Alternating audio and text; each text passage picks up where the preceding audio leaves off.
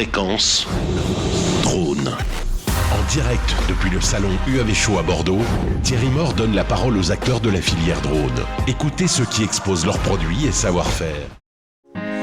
Bonsoir à tous, bonsoir à toutes et merci d'écouter Fréquence Drone. Vous êtes en direct depuis le salon UAV Show de 2023. La période s'arrête pour les anciennes catégories CATT, etc. Et on en arrive sur les CATS, soit éventuellement sur le A2, le fameux A2, et notamment la modification de l'arrêté espace. Qui voudrait prendre la parole un peu sur le sujet ? Cassandra ?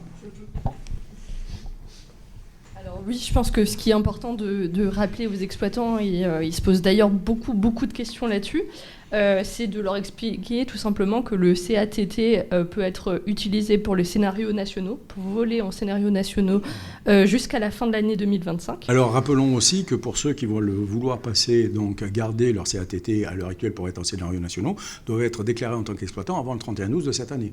Ne pas l'oublier surtout parce que ça a une importance capitale. Tout à fait. Voilà. Donc d'autres problèmes éventuellement à évoquer sur cette partie-là, ouais. Vas-y, pétrolière, oui. Oui, moi de mon côté, alors double sujet. D'un côté, on est un centre de formation, donc il va bien falloir qu'on sache.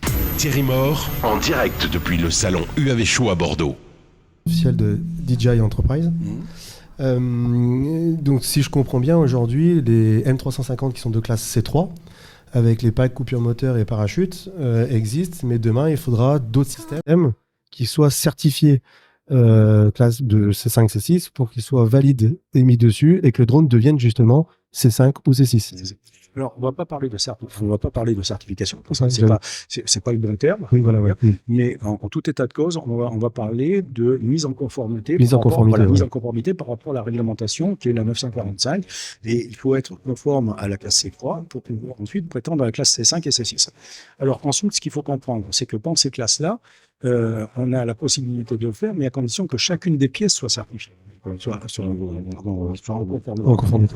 Et à partir du moment où toutes les pièces sont en conformité, on va faire de la déclaration. C'est l'autodéclaration. Le C5 et le C6, ça n'est pas une obligation de passer par ce qu'on appelle un organisme identifié, alors que c'est une obligation pour le C1. Donc ça, c'est vraiment une grosse différence par rapport à ce qu'on a pu connaître jusqu'à présent. Et le fait qu'on passe par un organisme notifié, ça coûte très cher. Donc, les dons, on va dire, un peu différent. Donc, aujourd'hui, voilà, l'aérospace volée, on est en train de mettre en place un projet d'un camion laboratoire, on a circulé dans toute la France. On peut dire le camion ne s'est pas sorcier, hein, donc on va remercier la mission de klaxon. Hein. Je ne sais pas si ce sera un camion électrique, mais bon. Mais toujours est-il, l'idée, c'est de mettre dans ce camion-là un ensemble d'instrumentation pour pouvoir venir déterminer si on répond aux classes du C5 ou du C6, notamment en terminerie, tout ce qui est la puissance solaire, tout ce qui est donc lié aussi aux classes IP, donc ça il y a des normes dessus. Et est-ce que derrière on a des quotas de vitesse ou pas, parce qu'il y aura des coupures moteurs indépendantes. Le vrai problème, il est où ? Il est en cas d'accident.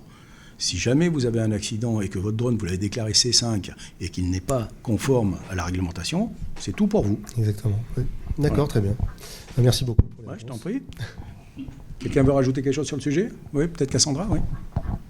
Oui, je pense que dans les faits, il y a beaucoup de fabricants qui vont quand même recourir à des organismes notifiés, notamment en cas de problème de responsabilité, en cas de défaillance. Donc, dans les faits, je pense que ça va quand même se passer de la sorte. Ouais, tout à fait. Alors, il faut savoir une chose, c'est qu'un organisme notifié, c'est quelqu'un qui va prendre la responsabilité en cas d'accident. Donc c'est lui qui va le prendre. Alors que si jamais on passe par un tiers qui va pouvoir faire un montage de dossier, c'est lui qui va prendre la responsabilité. Et donc à partir de là, en cas d'accident, il va falloir que la personne puisse démontrer qu'effectivement elle a fait. Alors le vrai problème des organismes notifiés, c'est le prix. Parce qu'aujourd'hui, pour faire certifier aujourd'hui en C5 ou en C6, et a fortiori si on fait les deux à la fois, il faut sortir un billet de 80 000 à 100 000 euros. Donc c'est quand même pas donné. Aujourd'hui, le laboratoire qui est le plus connu aujourd'hui et qui fait des C3 à l'heure actuelle et qui sont en train de voir pour faire du C5 et du C6, c'est le TÜV allemand. D'accord ? Donc Didier, tu veux dire quelque chose, non ? Non, tu l'as dit. D'accord. Ok. C'était le TUV. Ça coûte. Effectivement, c'est le TUV en laboratoire, donc vraiment bien précis, mais le TUV en Allemagne, mais ça coûte vraiment un bras, quoi. Oui, c'est ça. À partir de 50 000 €. Et on ne sait pas encore actuellement quels sont les essais qu'ils vont faire. Tout à fait. Alors, il faut savoir on a quand même une petite idée, parce que Oui. c'est dans la 945, c'est quand même bien expliqué. Hein. Et puis, dans les AMC qui vont avec, c'est quand même pas mal expliqué. On a notamment un crash test, hein, donc on est obligé de faire un crash. C'est de vérifier aussi, est-ce qu'on va notifier l'ensemble du drone ou est-ce qu'on va notifier chacune des pièces, notamment, je pense, pour des gens qui font des drones modulaires. Donc, s'ils font des drones modulaires, il faut que chacune des pièces ait sa déclaration de conformité. Donc, ça ne va pas être aussi simple que ce qui lui paraît. Mais on en est au début. Il y a un point aussi que tu as parlé tout à l'heure, c'est la basse vitesse. Oui. Actuellement, par contre, moi, je vais avoir certainement le gros souci, mes drones ne volent pas à grande vitesse, je vole à 3 mètres secondes. Comment on peut déterminer que je vole avec un interrupteur qui permet de faire une basse vitesse, alors que j'y suis déjà, quoi. Si tu y es déjà, je pense que de toute façon... Mais il demande qu'il y ait donc une fonctionnalité de le faire. Tu mets, je vais dire une grosse bêtise, mais tu mets vitesse normale 3 mètres secondes, petite vitesse 3 mètres secondes. Je pense que c'est un peu, quoi. Mais non, mais je suis très prudent, parce qu'en cas d'accident... Non, mais tout à fait. Mais je pense que de toute façon, si ta vitesse maximale normale, elle est à 3 mètres secondes, il y a peu de chances qu'on vienne t'embêter là-dessus. J'espère. Je vais pas m'avancer parce que j'ai pas la réponse. Non, ce serait un peu ridicule. Mais ce serait du bon sens que de le dire comme ça. Tout à fait. Par bon sens, on sait ce que ça donne ici. On est français. D'autres questions sur le sujet de la classe C5, C6 ? Non ? Quelqu'un voudrait peut-être avoir... Donc, oui, vas-y. Oui, le grand souci, c'est qu'il faut que les drones soient marqués avec identification de classe CE pour pouvoir évoluer selon les scénarios standards européens, parce que sinon, on ne pourra pas le faire. Voilà. Donc, outre l'attente de l'examen du CATS et des centres d'examen qui proposeront le CATS, il y a aussi ce souci d'avoir des drones marqués C5 et C6 disponibles sur le marché. Voilà. Donc en réalité, c'est STS qui vont être applicables à partir du 1er janvier 2024. Dans les faits, avant la mi-2024, si on est ambitieux, ça ne pourra pas se faire avant cette échéance. C'est pas tout à fait vrai, parce qu'on a d'autres possibilités aujourd'hui pour les STS. Le vrai problème, c'est qu'aujourd'hui, la DSAC n'a pas encore mis à disposition les questionnaires qui vont bien. Et le deuxième problème qui se pose, c'est le problème qui se pose de tout temps, c'est qui de la poule ou de l'œuf est arrivé le premier. Et le vrai problème qu'on a aujourd'hui, c'est qui va former au STS si personne n'est déjà formé à STS. Oui. Donc ça, c'est un vrai problème aujourd'hui.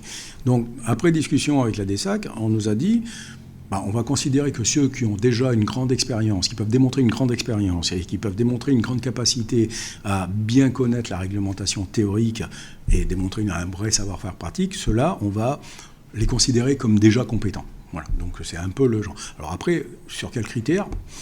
Ça va être toujours pareil, parce que qui on va déclarer compétent ? Moi, comme je dis, quelqu'un qui a 5 ans d'expérience, mais qui a 2 heures de vol en 5 ans, il a 5 ans d'expérience, mais il n'a que 2 heures. D'accord ? Et celui qui a fait 300 heures en 2 mois, il n'a que 2 mois d'expérience, ça va d'antériorité, mais il a 300 heures, donc c'est pas tout à fait la même chose. Donc ça, c'est un peu des questions qui vont se poser, effectivement. Aujourd'hui, on a ce problème-là. On a aussi le problème de dire que la DSAC doit pouvoir fournir un certain nombre de questions, de référentiels de questions. C'est beaucoup plus compliqué que le A2, quand même, dans les questions. Et il faut qu'il y ait au minimum, je dis bien un minimum, 40% de questions qui concernent la réglementation européenne. Et ça aussi, c'est pas simple, parce que donc ça, il faut aller le chercher dans la 947, cette fois-ci, sur la MC2, et on va pouvoir récupérer... Alors ce référentiel existe déjà depuis 2019, donc ça, il faut le savoir, mais bon, aujourd'hui, les télépilotes, les centres de formation, enfin les exploitants, n'en ont pas connaissance, alors que c'est écrit déjà depuis un moment, quoi. C'est ça c'est quand même hallucinant. Alors, je veux bien admettre qu'en France, on a du mal avec l'anglais, mais bon, il y a des très bons logiciels de traduction quand même. Donc c'est quand même assez hallucinant. Donc là aujourd'hui, mon confrère et moi, nous avons remis à la DSAC un document par rapport à la formation. Donc la DSAC, là maintenant, depuis une quinzaine de jours, peut-être même 3 semaines maintenant, il l'étudie, et ce canevas-là sera proposé au centre de formation. Peut-être pas en l'état, ils vont peut-être y mettre leur touche, mais en attendant, au moins les centres de formation auront déjà un canevas pour pouvoir proposer la formation. Et quant au STS, pour l'instant, ce qui est malheureux quand même, j'ai entendu tout à l'heure que la DSAC nous dit gentiment, allez le passer à l'étranger. C'est quand même assez spécifique quand même. Bon, non, on va tout faire pour vous aider et aller beaucoup plus vite. Donc ça, il n'y a pas de souci là-dessus. Voilà. Et après, donc, en rappelant dans ce que tu disais tout à l'heure, Cassandra, que le C5, effectivement, doit, ou même le C6, doit correspondre à la classe CE. Mais la classe CE, elle est déjà implicite dans le C3. Puisque pour pouvoir être C5, C6, il faut déjà répondre. Il faut d'abord répondre au C3. Donc forcément, on est en CE. On ne pourrait pas du tout faire autrement. Voilà. Donc il va peut-être y avoir un petit quid effectivement avec les drones du type Mavic 3 qui sont au C2, ceux qui faisaient auparavant du S2, où là ça va être un peu compliqué du coup. Alors ça, c'est un vrai problème pour les centres de formation aujourd'hui. C'est-à-dire que autant on peut penser qu'avec la modification de l'arrêté du 3 décembre 2020, on va pouvoir faire voler ceux qui volaient en S3, je veux dire, en scénario S3, ils pouvaient voler. Donc aujourd'hui, si la réglementation passe, et je rappelle que la réglementation sur l'arrêté espace, ça concerne la sûreté et pas la sécurité, j'ai pu en entendre, et donc que cette partie-là, si jamais ça avait permis, on pourra faire voler donc dans l'avis modificatif qui a été proposé, des professionnels, je n'aime pas ce titre parce que je le dis à chaque fois, on va dire plutôt du commercial, de l'usage de drones commercial, on va pouvoir les faire voler en espace urbain. Bien, mais ça va poser un problème parce que si jamais on fait voler en S3, ça veut dire moins de 4 kg. Et tous les autres, par exemple, si je veux faire du S2 aujourd'hui ou similaire à S2, je ne peux pas le faire. Bon, en ville, il y a peu de chances qu'on fasse voler un S2, donc, mais bon, pourquoi pas. Mais donc, à partir du moment où on veut faire du S2, il faut continuer avec les scénarios nationaux. C'est pour ça qu'ils vont jusqu'en 2025. D'accord ? Ça n'a pas été interdit, c'est pas au 1er janvier 2024, c'est terminé, on n'a plus le droit de faire du national. Non, c'est pour faire du national, il faut s'être enregistré en tant qu'exploitant. Je dis bien exploitant, je ne parle pas de télépilote, on parle bien d'exploitant. Donc à ce moment-là, enregistré avant le 31 décembre 2023 en tant qu'exploitant. À partir de là, on va passer sur les certifications de CATT pour faire la théorie. La partie pratique, S1, S2, S3, et on pourra continuer à voler là-dessus. Par contre, on ne pourra voler qu'en France. C'est ça qu'il faut retenir. Voilà. Donc il n'y a pas de problème là-dessus. Ensuite, il ne faut pas oublier de dire aussi que de toute façon, la réglementation européenne, elle a changé. C'est-à-dire que maintenant, on est obligé de passer tous les 5 ans une révision de ses compétences, théoriques et pratiques. Donc quel que soit le titre que vous allez détenir demain, que ce soit le CATS ou le A2, peu importe, voire le 1 à 3, ça, c'est autre chose, mais ça, tous les 5 ans, vous allez devoir le repasser. Alors je sais que ça fait râler beaucoup de gens, mais c'est ainsi, c'est la réglementation européenne. Et je dirais que quand en 2016-2017, on était en tour de table, il fallait taper du poing sur la table à ce moment-là. Aujourd'hui, c'est trop tard.